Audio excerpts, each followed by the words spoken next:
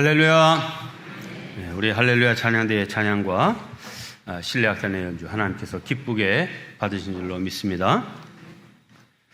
오늘 말씀의 제목을 다시 한번 우리 함께 하겠습니다. 참된 복을 구하는 지혜. 지난 8월 말 때 우리 자체 부흥회를 할 때 주일 설교로 솔로몬에 관한 말씀을 드렸습니다. 그 당시 이 솔로몬에 대한 말씀을 전하면서 하나님께서 부여한 인생의 목적에 솔로몬은 완전히 실패한 사람이었다 하는 말씀을 드렸어요. 하나님께서 부여했던 세 가지 인생 목적 기억나시나요? 기억이 안 나는 게 참 감사한 일이죠. 그걸 다 기억하고 있으면 어떻게 살겠어요? 그리고 또 여러분이 자꾸 잊어먹어야 목사도 또 설교할 맛이 나고 이렇게 하죠. 네, 솔로몬, 샬롬에서부터 시작된 이름이죠. 그래서 다윗이 평생을 전쟁을 치르면서 살아서 너는 좀 평화한 인생, 평화로운 인생, 평화를 누리는 인생이 되라 하는 이름을 지었고 또 하나님의 목적이 그러했습니다. 그리고 너는 너만 평화를 누리는 사람이 아니라 그 평화를 전하는 사람이 되라. 이렇게 했고요. 세 번째가 너는 성전을 짓는 자가 되라. 이렇게 했는데 솔로몬은 이 세 가지 하나님께서 주신 인생의 목적에 다 실패했다 하는 말씀을 드렸습니다. 자, 그런데 오늘 솔로몬의 긍정적인 면에 관한 말씀을 드리게 됐습니다. 어른들은 그래도 뭐 사람에게는 다 공과가 있기 때문에 뭐 이렇게 어두운 면이 있는가 하면 또 밝고 긍정적인 면이 있다는 것을 다 이해할 만한 성숙도가 있으니까 괜찮습니다. 이 3주 만에 솔로몬의 또 긍정적인 면을 얘기하려니까 야, 이 어린이나 청소년들에게는 멘붕이 오지 않을까 하는 걱정이 있어서 이 설교 준비에 많이 좀 애를 먹었습니다. 분명한 것은 그때도 말씀드렸지만 성전을 짓던 7년 동안 그리고 이어진 13년 동안에 왕궁을 짓는 총 20년의 이 솔로몬의 그 통치 전반기는 그래도 대체적으로 아주 선정을 베푼 왕이었다라고 하는 전제를 우리가 생각하고 오늘 이 말씀을 들으시기를 바랍니다. 네, 솔로몬은 아버지 다윗의 뒤를 이어서 이제 이스라엘의 왕위에 오르게 됩니다. 어린 나이에 막중한 책임감을 안고 왕이 된 솔로몬. 그의 통치 초반에 하나님께 기도를 통해서 바른 지혜, 듣는 마음 이것을 구함으로 그는 위대한 통치자가 될 수 있었습니다. 우리에게 이 지혜의 왕 솔로몬 하면 뭐 너무나 익숙한 이제 뭐 일종의 대명사처럼 이렇게 알려져 있지만 솔로몬에게 처음부터 그렇게 지혜가 충만했던 것은 아닙니다. 오히려 그는 자신의 연약함과 부족함을 하나님 앞에 내어놓고 간절히 기도함으로 하나님께로부터 지혜와 지식을 받게 되었습니다. 우리가 오늘 읽은 역대하 1장 말씀은 바로 그 위대한 지혜가 어떻게 솔로몬에게 주어졌는지 그 과정을 분명하게 보여주고 있습니다. 네, 우리도 솔로몬처럼 바른 것을 구할 줄 아는 기도의 사람이 되어야 합니다. 자, 솔로몬은 어떻게 기도를 했는지 세 가지로 생각해 보겠습니다. 첫째, 자신의 한계를 인정하고 겸손히 하나님의 도우심과 지혜를 구했습니다. 함께 합니다. 자신의 한계를 인정하자. 솔로몬이 왕위에 오르자마자 기브온에서 1000번제를 하나님께 드립니다. 이 제사가 끝났을 때에 하나님께서 솔로몬에게 나타나 이렇게 말씀하십니다. 역대하 1장 7절입니다. 그날 밤에 하나님이 솔로몬에게 나타나 그에게 이르시되 내가 네게 무엇을 주랴? 너는 구하라 했어요. 자, 이때 솔로몬이 무엇을 구했습니까? 우선은 구하는 기도보다는 감사의 고백을 드립니다. 자기 아버지 다윗에게 베푸르셨던 놀라운 그 큰 은혜에 대해서 솔로몬이 먼저 하나님께 감사를 드리고, 이후에 많은 이스라엘 백성들을 다스려야 되는 막중한 책임을 이 어린 나이에 지게 된 나를 기억하시고 나에게 이런 것을 주세요 하고 10절에 이렇게 간구합니다. 주는 이제 내게 지혜와 지식을 주사 이 백성 앞에서 출입하게 하옵소서. 이렇게 많은 주의 백성을 누가 능히 재판하리이까? 네, 솔로몬은 자신의 한계를 인정하고 겸손히 하나님의 도우심을 구했습니다. 이스라엘 백성들을 올바로 인도하기 위해서, 그리고 공정하게 재판하기 위해서는 하나님께서 주시는 지혜와 지식이 반드시 필요하다는 것을 이제 직감했던 것입니다. 그러니까 이 솔로몬의 간구는 철저히 사명 중심적인 기도였다는 사실입니다. 자기 개인의 이익을 위한 것이 아니라 공동체의 유익과 하나님의 백성을 위한 그런 기도를 드렸다 이 말입니다. 이러한 그의 기도와 간구를 하나님께서는 크게 기뻐하셨습니다. 사랑하는 성도 여러분, 오늘날 우리도 우리에게 맡겨진 직분, 역할, 사명이나 책임감 앞에서 내가 감당하기 어렵다, 내 능력으로는 안 되겠다라고 하는 그 중압감을 느끼게 될 때가 많습니다. 그때 우리도 솔로몬처럼 겸손하게 자신의 한계를 인정하고, 하나님, 저에게 지혜가 필요합니다, 저에게 그 지혜를 주세요, 기도해야 할 줄로 믿습니다. 하나님은 그런 겸손한 기도 반드시 응답하신다고 야고보서 1장 5절에 약속하셨습니다. 우리 한 목소리로 봉독합니다. 시작. 너희 중에 누구든지 지혜가 부족하거든 모든 사람에게 후히 주시고 꾸짖지 아니하시는 하나님께 구하라. 그리하면 주시리라. 아멘. 성도 여러분, 교회의 사역이든 가정에서의 역할이든 직업적인 책임이든 내 힘만으로는 감당할 수 없음을 고백하는 겸손함이 참된 지혜의 출발점인 것을 깨달으시길 바랍니다. 하나님은 그런 겸손한 마음과 기도를 결코 외면치 않으시는 하나님이심을 기억하시기를 바랍니다.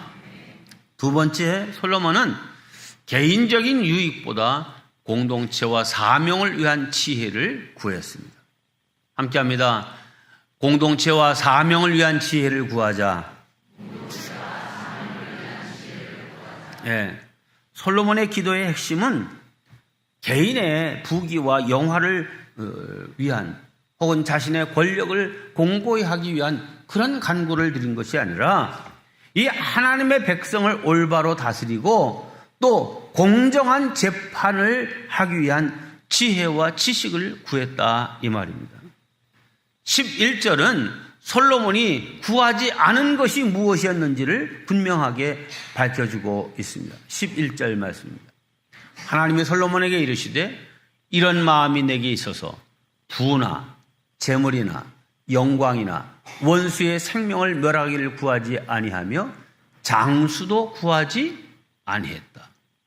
그가 구하지 않은 이 5가지는 사실 개인과 관련된 모든 것들을 총망라한다고 볼 수 있습니다.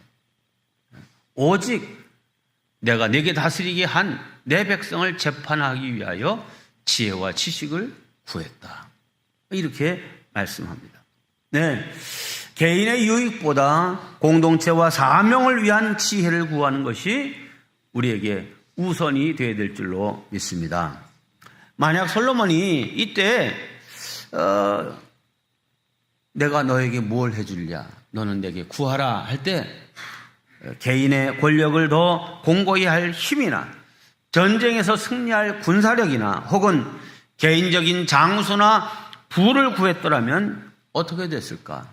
뭐 하나님이 주셨을 수 있겠죠. 그러나 그는 그냥 평범한 뭐 여느 왕이나 다름없는 그런 왕으로 살다가 죽었을 것입니다. 그러나 그는 하나님의 백성을 섬기는 사명을 위한 지혜를 구했기 때문에 하나님이 그의 기도를 기뻐하셨다, 이렇게 성경은 말합니다. 여러분, 우리도 마찬가지입니다. 참된 지혜는 나를 위한 방향을 갖고 있는 것이 아니라 언제나 공동체의 덕을 세우고 하나님 나라를 확장하는 쪽으로 방향을 정할 때 빛을 발하게 된다는 사실을 꼭 기억하시기를 주님의 이름으로 축원합니다. 세 번째, 먼저 그의 나라와 의를 구할 때 우리의 필요를 채워주시는 하나님이십니다. 그 나라와 그 의를 구하면, 함께 합니다. 시작. 그 나라와 그 의를 구하면 우리의 필요를 채워주신다. 네, 12절 말씀입니다. 함께 합니다. 시작. 그러므로 내가 네게 지혜와 지식을 주고 부와 재물과 영광도 주리니 내 전의 왕들도 이런 일이 없었거니와 내 후에 이르도 이런 일이 없으리라 하시니라. 아멘. 그렇습니다. 하나님께서는 솔로몬이 구한 지혜와 지식은 물론 그가 구하지 않은 부와 재물과 영광까지도 다 주셨습니다. 이는 우리가 먼저 하나님의 나라와 그 의를 구하면 하나님께서 우리가 필요한 것이 무엇인지를 다 아시고 가장 좋은 것으로 채워주신다는 사실을 분명하게 보여주는 증거입니다. 실제로 솔로몬의 통치 기간은 이스라엘 역사상 가장 강력하고 부유하고 영화스러운 황금기로 기록되고 있습니다. 그의 지혜는 천하 만국에 소문이 퍼졌고 많은 왕들이 각처로부터 그의 지혜를 배우기 위해서 찾아왔습니다. 이것이 하나님을 기쁘시게 하는 기도의 결과인 것입니다. 예수님께서도 산상수훈을 통해서 이런 교훈을 주셨습니다. 먼저 그의 나라와 그의 의를 구하라. 그리하면 이 모든 것을 너희에게 더하시리라. 네. 솔로몬에게 바로 이 약속이 그대로 이루어졌듯이 오늘 우리에게도 동일하게 역사하실 줄로 믿습니다. 자, 그런데 오늘날 우리 자신들을 한번 돌아보시기를 바랍니다. 내 기도와 간구는 어디를 향하여 있고 그 내용은 무엇인가 라고 하는 사실이죠. 간절히 기도하기는 하는데 더 중요한 것, 먼저 구해야 될 것은 제쳐놓고 이제 나의 필요, 나의 간구만을 간구하고 있지는 않은지 살펴보아야 됩니다. 여러분, 우리의 필요를 다 아시는 하나님이시라 그랬어요. 그러니까 하나님의 나라와 그 의를 먼저 구할 줄 아는 지혜로운 눈이 열려지시기를 바랍니다. 우리의 시야가 넓어져서 하나님의 크고 원대한 계획 안에서 우리의 삶의 우선순위를 딱 세우고 나가면 우리가 정말 필요하다고 생각하는 그런 것들은 이미 하나님이 다 아시니까 그거 다 채워주신다는 거예요. 그런데 왜 그거에만 매달리는지 우리의 시야가 너무 좁은 것이죠. 여러분, 그 나라와 그 의를 구하는 넓은 마음, 방향이 제대로 세워진 우리 성도들이 되어서 하나님의 쓰심에 합당한 저와 여러분 되시기를 주님의 이름으로 축원합니다. 두 번째, 받은 지혜를 정의와 공의를 세우기 위해서 사용해야 합니다. 자, 솔로몬이 지혜를 받았어요. 그걸 가지고 정의와 공의를 세우기 위해 사용해야 된다. 함께 합니다. 정의와 공의를 세우기 위한 지혜. 네. 솔로몬이 지혜를 구한 것은 공정한 재판을 하기 위해서 지혜를 달라 이렇게 간구했습니다. 이것은 권력을 가진 자가 그 권력을 사적인 욕심이나 혹은 특정 집단의 이익을 위해서가 아닌 정의와 공의를 실현하고 약자를 보호하며 백성을 올바르게 이끄는 데 사용해야 함을 보여주고 있습니다. 자, 이제 이 솔로몬이 그 지혜를 가지고 이 세상의 복잡하고 어려운 문제 앞에서 어떻게 빛을 발했는지 그 예를 살펴보겠습니다. 첫째, 솔로몬은 하나님의 지혜로 공의를 세웠습니다. 네, 솔로몬이 하나님께 지혜를 구했고 그 지혜를 받은 지 얼마 지나지 않아서 하나님이 주신 지혜가 얼마나 위대한 것인지 세상에 드러내는 사건이 발생했습니다. 한 아이를 두고 두 여인이 서로 자신이 친엄마라고 주장하면서 솔로몬에게 재판을 청구한 것입니다. 두 여인은 한 집에 살던 창녀들이었다. 성경은 이렇게 말합니다. 그런데 한 여인이 잠을 자다가 실수로 이 어린 아이를 깔아서 그만 죽였어요. 근데 밤중에 다른 여인의 살아있는 아들과 바꿔치기를 한 겁니다. 아마 모르긴 몰라도 이 두 엄마가 창녀였고 같은 집에 살고 있다 했으니 이 아이들의 아버지는 한 사람이었던 것 같습니다. 공교롭게도 이 엄마의 얼굴을 둘이 닮았다고 하면 엄마의 얼굴을 보고 이 아이가 누구 집 아이인지 이렇게 알 텐데 하필 아버지 얼굴을 닮은 거예요. 그러니 얼굴만 가지고는 누가 진짜 엄마인지 알 수가 없는 겁니다. 증인도 없고 오늘날 같이 무슨 유전자 검사를 할 수 있는 그런 시대도 아니었으니 참 진실을 가려내기란 쉽지 않은 과제였습니다. 자, 말씀드린 대로 이 여자들은 창녀였으니 왕이 상대하기조차 거북스러운 존재였습니다. 그럼에도 이 솔로몬은 두 사람의 이야기에 귀를 기울여 들었습니다. 하나님의 마음, 하나님이 주신 지혜의 마음으로 다가간 것입니다. 그 결과 솔로몬은 지혜로운 판결을 내릴 수 있었습니다. 솔로몬이 이렇게 말합니다. 그대 둘 다 산 것은 내 아들이고 죽은 것은 저 사람의 아들이라고 하니 그러면 이 방법밖에 없다 하면서 자기의 칼을 뽑아서 군사에게 주면서 이 칼로 저 아이를 딱 반을 갈라서 반은 이 여자에게 반은 이 여자에게 나눠주도록 해라 그랬어요. 자, 그러자 이 아이의 진짜 엄마 되는 사람은 그 아이를 위하여 그 마음이 불붙는 것 같았다 성경은 말합니다. 그러면서 이렇게 말하죠. 왕이시여 산 아이를 저 여자에게 주시고 아무쪼록 죽이지는 마옵소서. 애원합니다. 그런데 다른 여자는 뭐라고 대답합니까? 그래요. 기왕에 이렇게 된 바에는 내 것도 되게 말고 저 사람 것도 되지 말게 하는 것이 공평하겠습니다. 솔로몬은 이 두 여인의 반응을 통해 누가 진짜 엄마인지를 한눈에 알아차렸습니다. 진정으로 아기를 사랑하는 엄마는 아이의 목숨을 구할 수 있다면 자기의 소유권을 기꺼이 포기할 수 있는 희생적인 사랑을 가졌기 때문입니다.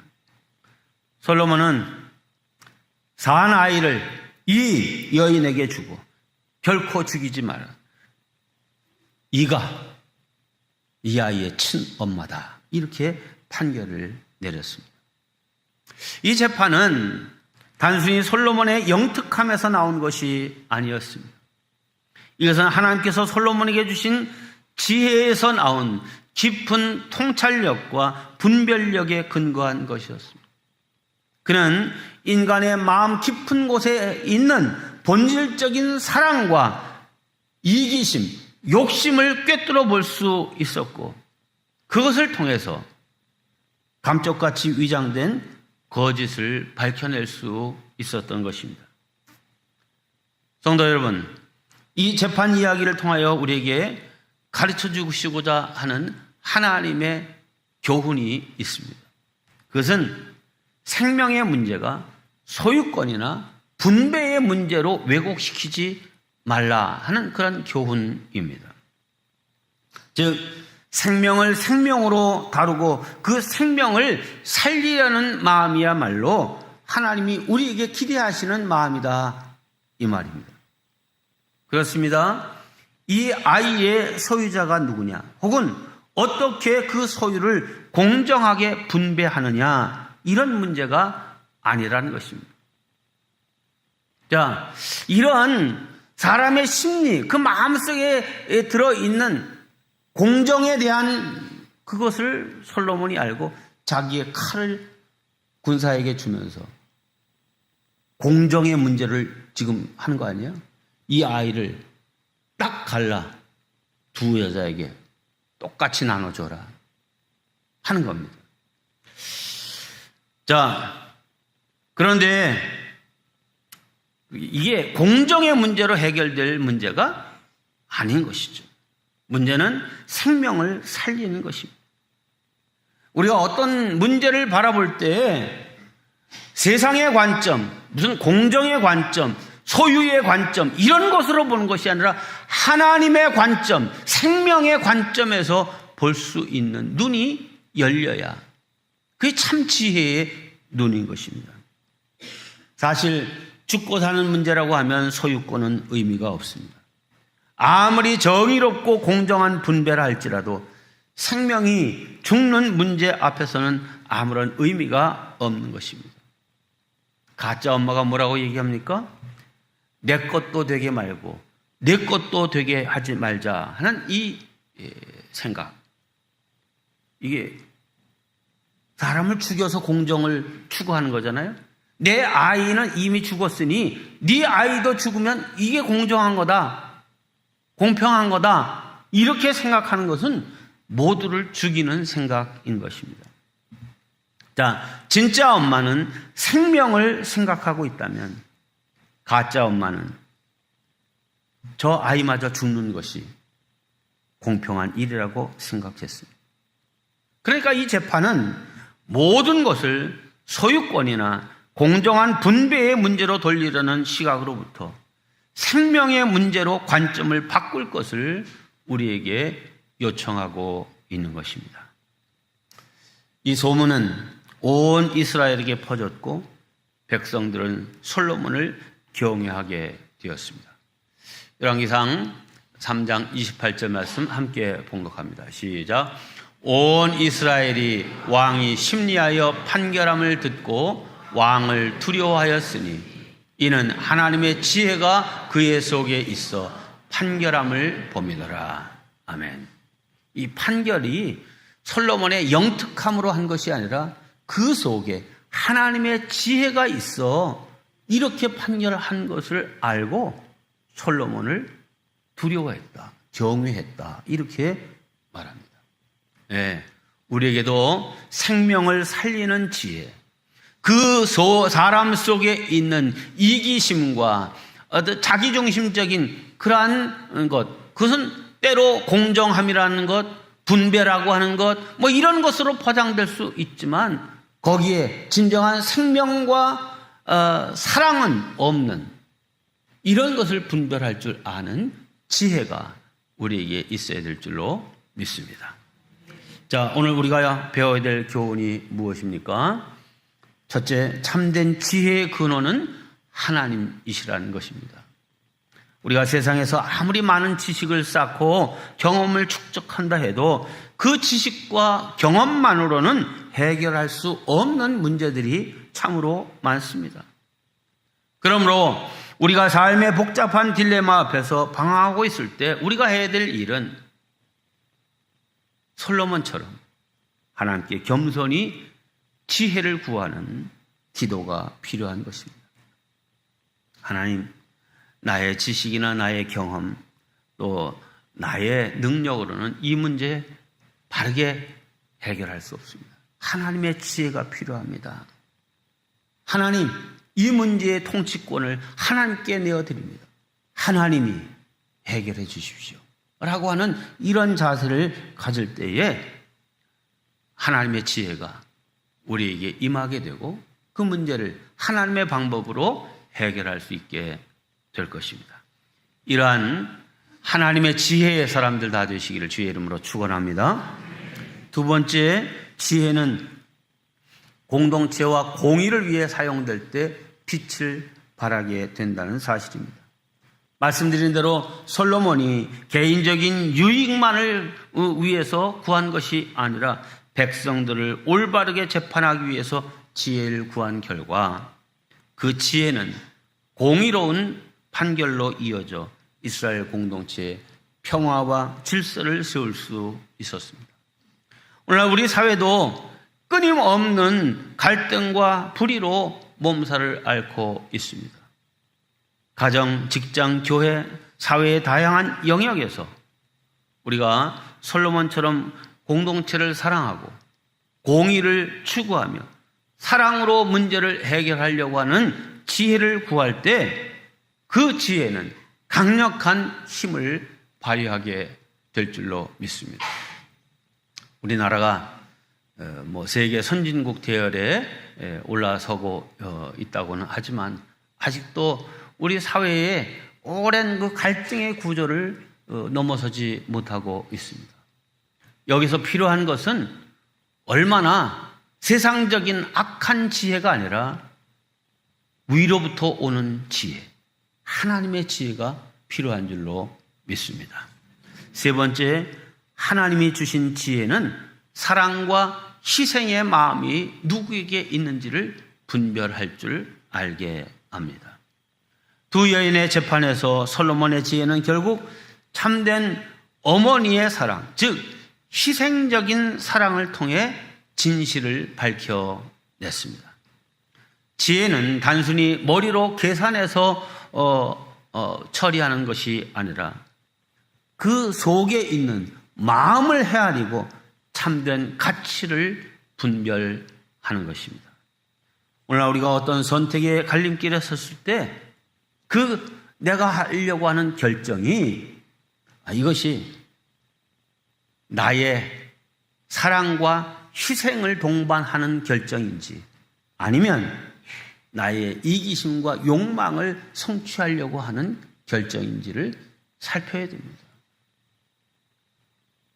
금방 눈에는 나의 이기심과 욕심을 얻기 위한 그 결정이 유익인 것처럼 보여도 하나님의 사람은 사랑과 공의를 실천하기 위한 그쪽에 거기에는 희생과 헌신이 요구되지만 그쪽을 선택할 때 하나님께서 내가 생각지 못한 먼저 그 나라와 그 일을 구하면 이 모든 것을 너희에게 주시겠다고 하신 하나님의 그 신실하신 약속을 믿고 그쪽을 선택하는 것, 이것이 우리의 참된 지혜요 우리의 선택이 되어야 할 줄로 믿습니다. 결론의 말씀을 드립니다. 사랑하는 성도 여러분, 솔로몬이 구했던 지혜는 단순히 문제를 해결하는 능력 그 이상이었습니다. 그것은 하나님께로부터 오는 통찰력으로 가장 복잡한 인간의 내면과 사회의 문제를 꿰뚫어보고 그 안에 하나님의 공의를 세워가는 능력이었습니다. 그 지혜는 겸손한 마음으로 하나님의 백성을 잘 섬기리라 하는 이 열망에서부터 그 지혜가 출발되었다는 사실을 우리는 기억해야 합니다. 오늘 우리도 솔로몬처럼 하나님의 지혜를 구해야 됩니다. 나의 지식과 경험을 의지하기보다 주님 부족합니다. 하나님의 지혜가 필요합니다. 그래서 그 하나님의 지혜와 통찰력을 얻는 저와 여러분이 될 때 이제 우리는 하나님께로부터 받은 그 지혜로 우리의 가정과 일터 그리고 사회에서 하나님의 공의를 세워가는 그리고 그곳에 평화를 임하게 하는 하나님의 도구로 쓰임받게 될 줄로 믿습니다. 이러한 모든 성도들 되시기를 주님의 이름으로 축원합니다.